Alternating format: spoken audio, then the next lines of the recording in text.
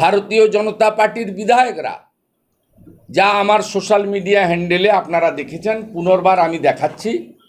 30 December SSC অফিসে আমরা গিয়ে করজোড়ে বিনীতভাবে অনুরোধ করেছিলাম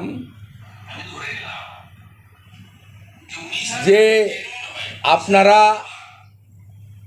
6-7 হাজার অযোগ্য বা অবৈধ অর্থের বিনিময়ে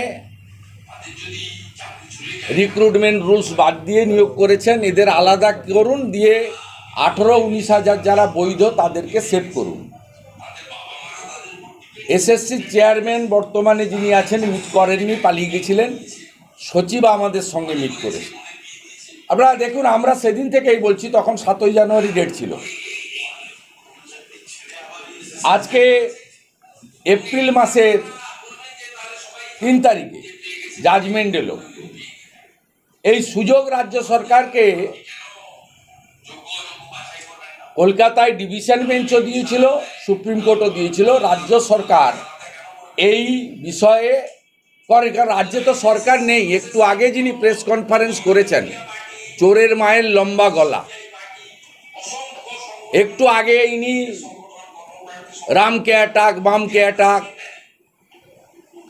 ঘুরিয়ে ফিরিয়ে অনেককে অ্যাটাক করেছেন। কিন্তু মূল যে জায়গাটা, আমি আপনাকে যদি পাস্ট রেকর্ড বলি, তাহলে ব্রাত্য বসু শিক্ষামন্ত্রী এবং অধ্যাপক চিত্তরঞ্জন মণ্ডল পিএসসি চেয়ারম্যান থাকার সময় আমার যেটুকু দেখা বা জানা আছে, এ ধরনের কাজ তারা করতে দেননি।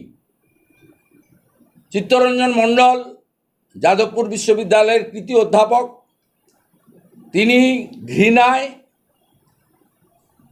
তিনি তৃণমূল কংগ্রেস অনেক আগে ত্যাগ করেছেন।